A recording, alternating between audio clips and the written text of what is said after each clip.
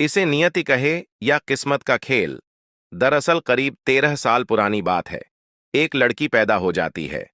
लड़की पैदा होने के बाद अभी उसने ठीक से मां कहना या पिता कहना भी शुरू नहीं किया था कि उसकी मां की तबीयत इतनी ज्यादा खराब हो जाती है कि मां की मौत हो जाती है। अब बच्चों को पालने की जिम्मेदारी बाप के ऊपर आ जाती है। लेकिन कुछ समय गुजर जाने के बाद उस लड़की के साथ एक ऐसी भयानक घटना होती है जिस घटना को सुनने के बाद शायद आप लोगों का भी रिश्तों से विश्वास उठ जाएगा। आप लोग भी सोचने पर मजबूर हो जाएंगे। वो लड़की आज एक ऐसे दर्द, एक ऐसी तकलीफ से जी रही है कि जब तक उसकी सांसें चलेगी शायद उस दर्द को, उस तकलीफ को कभी नहीं भुला पाएगी। उसके साथ जो खेल खेला गया, या तो इसे किस्मत कहें या फिर उसे नियति का खेल कहें या फिर क्या कहें।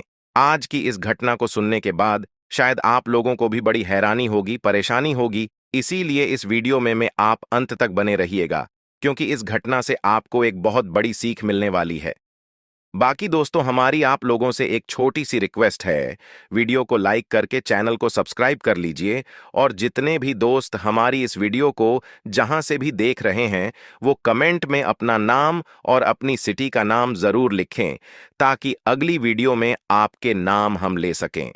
दोस्तों, आज की जो सच्ची घटना मैं आपको सुनाने जा रहा हूं, ये सच्ची घटना है उत्तर प्रदेश, जिला हापुड़ का। और हापुड़ का ही एक थाना लगता है बहादुरगढ़। दरअसल बहादुरगढ़ थाना क्षेत्र के एक गांव में 13 साल की एक लड़की को कई दिनों से पेट में दर्द हो रहा था। वही जैसे गांव में कभी हाजमोला या कोई और गोली देकर, कुछ इस तरह से पेट पर कुछ गरम कपड़ा लगाकर, कुछ इस तरह के जो देसी नुस्खे होते हैं वही करने की कोशिश की जा रही थी। लेकिन पेट का दर्द था कि लगातार बढ़ रहा था।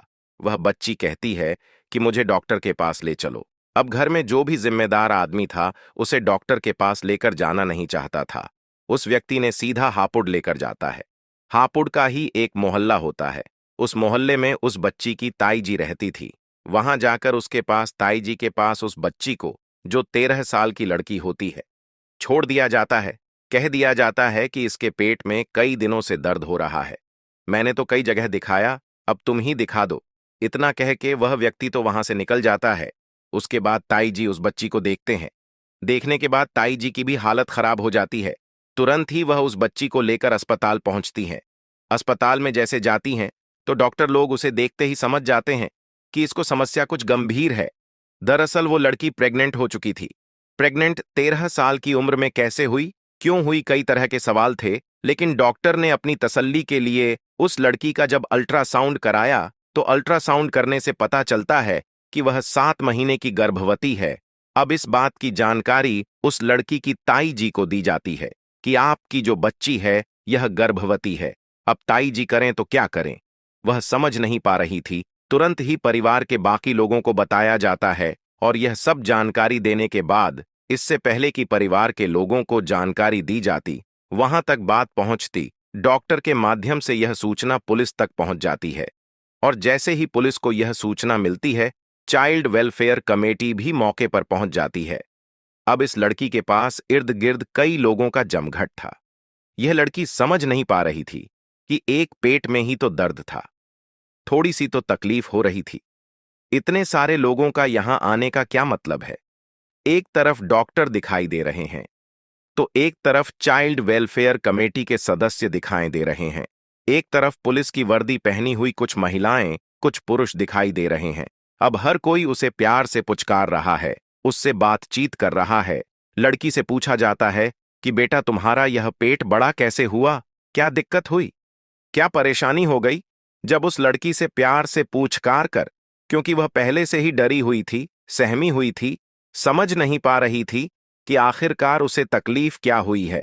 जब उस लड़की को पूरा भरोसा दिलाया जाता है, मां की तरह पेश आया जाता है और उसे उसकी जरूरत का ख्याल रखा जाता है, जब लड़की को भी लगने लगता है कि यह तो अपने ही लोग हैं, ये पराए नहीं है, ये गैर नहीं है, तब उस लड़की ने अपने दर्द भरी कहानी जब सुनाती है तो वह हैरान रह जाती है। दरअसल उसने बताया कि मेरे दादा ही मेरे साथ पिछले काफी समय से गंदा काम कर रहे थे, घिनौना काम कर रहे थे। और जब मैं कुछ विरोध करने की स्थिति में होती थी तो वह कहते थे कि अगर तुमने विरोध किया तो तुम्हें भी जान से मार दी जाएगा। जो तुम्हारे 2 भाई बहन हैं उनको भी जान से मार दिया जाएगा। जैसे ही तीनों बच्चों की जिंदगी का सवाल था, उस लड़की ने साफ साफ अपनी मुंह को बंद कर लिया और अपने दर्द को, अपनी तकलीफ को किसी को बयां ही नहीं किया और उस दर्द के साथ जीना शुरू कर दिया। लेकिन वह नहीं जानती थी कि वह गर्भवती हो जाएगी, जैसे गर्भवती होती है। बात पता चलती है। मामला अब पुलिस तक था। पुलिस से मामला सीडब्ल्यूसी और सीडब्ल्यूसी के बाद यह बात पहुंच जाती है सीधा हाई कोर्ट। हाई कोर्ट में जाया जाता है और यह कहा जाता है कि एक लड़की है, उसके गर्भपात करने की अनुमति प्रदान कर दी जाए। आखिरकार यह बच्चा पैदा होगा तो इस बच्चे को कौन परवरिश करेगा, कौन इसे पालेगा, पोसेगी। हाई कोर्ट ने जैसे ही बात सुनी, डॉक्टर की रिपोर्ट देखी। डॉक्टर की रिपोर्ट देखते ही साफ साफ इनकार कर दिया, क्योंकि समय बहुत ज्यादा बीत चुका है, इसलिए अब हम गर्भपात की अनुमति दे ही नहीं सकते। अब जब गर्भपात की अनुमति नहीं दी जाती है, तब उसके पेट में बच्चा पल रहा होता है। अब ऐसी स्थिति में हाई कोर्ट से एक आदेश होता है योगी सरकार के लिए। उधर तो योगी सरकार के लिए आदेश हो रहा था, इधर मीडिया में बात पहुंच जाती है और मीडिया वालों ने जो इस घटनाक्रम को कुरेदने की, समझने की कोशिश की कि आखिरकार माजरा क्या है, तब कहानी वाकई बहुत चौंकाने वाली, बहुत भयानक रूप में जब सामने आती है तो लोगों के रोंगटे खड़े हो जाते हैं। दरअसल अब से 13 साल पुरानी बात है। एक हापुड़ का ही मोहल्ला लगता है। वहां पर एक महिला ने एक बेटी को जन्म दिया था। बेटी को जन्म देने के बाद वह महिला की कुछ दिन के बाद मौत हो जाती है, बीमारी हो जाती है। बीमारी के चलते मौत हो जाती है। अब इस बच्ची सहित 3 बालक और होते हैं। उनको पालने की जिम्मेदारी बाप के ऊपर ही थी। सब कुछ जिंदगी में ठीक चल रहा था। बाप जैसे तैसे बच्चों की परवरिश कर रहा था, लेकिन साल 2022 जब आता है तो उस बाप की भी तबीयत बहुत ज्यादा खराब हो जाती है।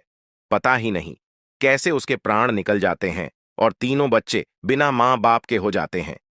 अब इन 3 बच्चों की परवरिश कौन करे? समाज में इस बात को लेकर कई तरह के सवाल थे।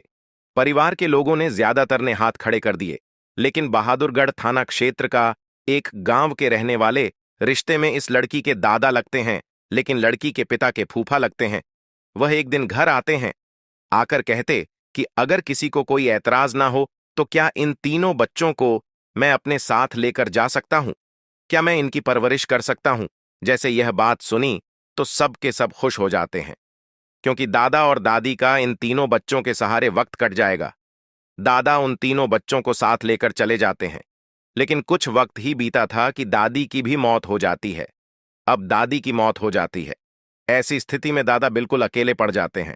दादा ने एक दिन उस लड़की के साथ कुछ ऐसी गंदी हरकत की।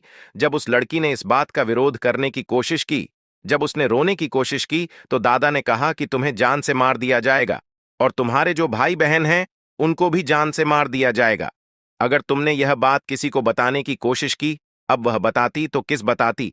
उसकी मां नहीं थी, उसके बाप नहीं थे, घर में एक महिला थी, दादी, वह भी मर चुकी थी। अब वह अपने दिल की बात कहे तो किससे कहे? बाकी जितने भी थे सब के सब उसके लिए पराए थे। अब दादा ने उसके साथ रेप करना शुरू कर दिया। धीरे धीरे करके वक्त 8 महीने का गुजर जाता है और 8 महीने तक उस लड़की के साथ रोज जैसे ही बलात्कार होता था और वह इस बात का विरोध भी नहीं कर पा रही थी। लेकिन जब उसके पेट में दर्द ज्यादा होने लगता है, तकलीफ ज्यादा होने लगती है, तब वो लड़की बजाय डॉक्टर के पास जाने के उसे अपनी ताई के पास छोड़ दिया जाता है। खुद उसके दादाजी ही छोड़कर आए थे। जब ताई जी के माध्यम से डॉक्टर के पास पहुंचती है, मामला पुलिस तक पहुंचती है, अदालत तक पहुंचता है। अदालत ने जब योगी सरकार को इस मामले में आदेश दिया कि इस लड़की की अब से जो भी जिम्मेदारी होगी, बच्चा पैदा होने तक सरकार ही उठेगी।